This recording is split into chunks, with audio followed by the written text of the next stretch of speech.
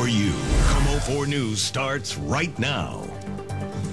An adopted child beaten, a young girl starved, and prosecutors tie it all to a controversial religious text. Tonight, an author and journalist is in town to take it on and to push for change. KOMO-4's Lindsay Cohen is live in the KOMO-4 studio tonight with the heated debate from both sides of this. Lindsay? Well, Sabre, the book in question has been cited in multiple cases of child abuse across the country. That includes one from Puget Sound that drew international attention.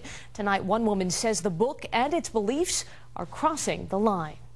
Many still don't understand what causes it. A place reserved for scripture In a lot of church literature, tonight became a center it's far more complicated. for taking it on. How religion can sometimes lead to the abuse and neglect of kids. At issue, the abuse of children caused by religious beliefs, which prosecutors say played a role in the death of Hana Williams. They say the 13-year-old was starved and beaten with her adoptive parents in Skagit County following advice from the controversial book To Train Up a Child. It's painful because we feel helpless.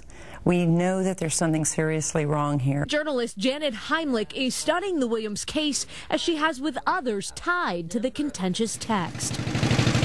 The book's author, preacher Michael Pearl, has sold hundreds of thousands of copies and says the advice on raising children is guided by the teachings of the Bible. And it says that if you spare the rod, you hate your child. But if you love him, you chasten him timely. Prosecutors say the book teaches parents to make a rod from a plumbing tool to use for discipline, and that Hannah's parents repeatedly spanked her with this as part of a hellish existence at their Cedro Woolley house. It's really hard to draw the line for certain believers as far as what is acceptable corporal punishment and what can ultimately be fatal. Despite 3 fatal cases tied to the book, the authors told CNN they advise parents to never take things to the extreme. My children never had marks left on them. But Heimlich says the Williams case is a perfect example of how it still happens. When religion is in the wrong hands, it can really do a lot of damage.